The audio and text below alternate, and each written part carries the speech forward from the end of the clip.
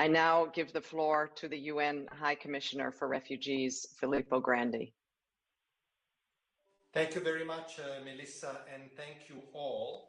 It is clear already from what we have heard.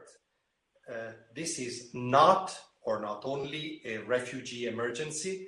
It is a much bigger crisis, but a crisis in which refugees, displaced people, migrants in particularly vulnerable situations are among the most exposed people in the world. Think of crowded camps, some have already been mentioned, in Bangladesh, for example, Dadaab in Kenya, or camps on the Greek islands. Think also, however, of overcrowded urban situation in poor outskirts of cities in South America, in Africa again, where many refugees and migrants congregate. This is why in this appeal amounting to $6.7 billion that Mark has spoken about, 1.5 billion is devoted to situations to large refugee situations or situation of mixed flows of refugees and migrants. What have we done so far? We've been working hard with states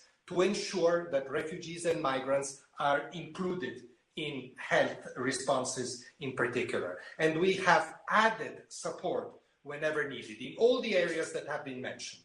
Basic health care, health supplies, health infrastructures, clean water supply, increase it wherever possible, better hygiene measures, and very important, information campaigns to communities like refugees that are often in very isolated places.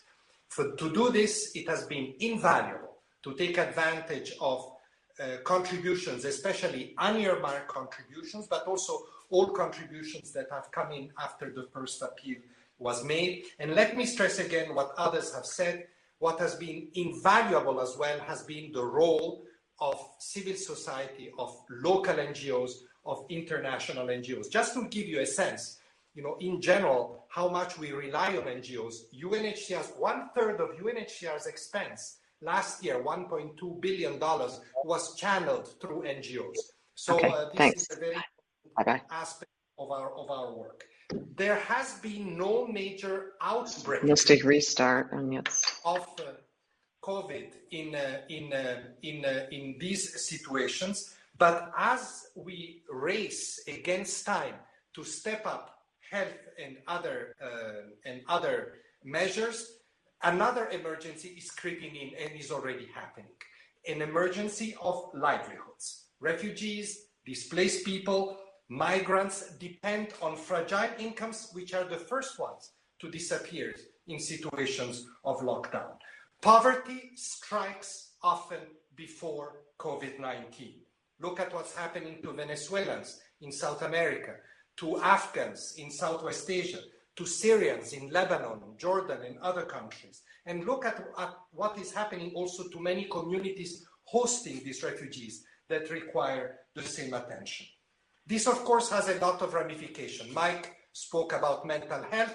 Many spoke about women and girls, particularly affected. We have observed already an increase in sexual and gender-based violence. We have certainly seen an increase in exploitation, early marriage, prostitution as coping mechanisms collapse, and this requires the utmost attention. We really continue and must continue to be very mindful of the risk of discrimination of these groups, very high in situations of pandemic. We've seen it many times in many occasions during Ebola.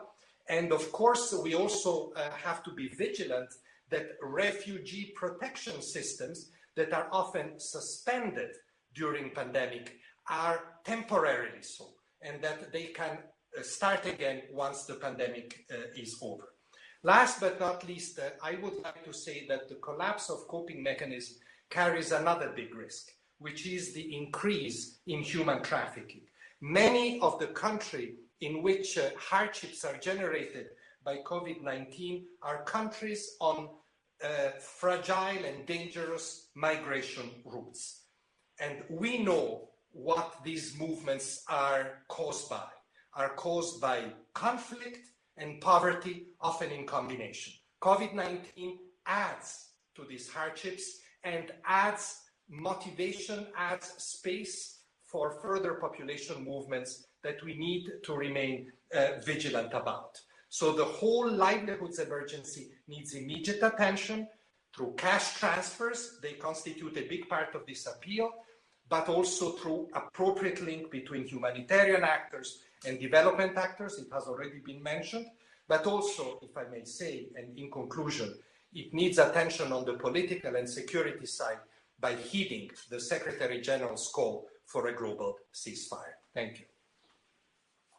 Thank you very much, Filippo. And it shows how this COVID-19 is compounding the already existing problems that you are facing and that the world is facing.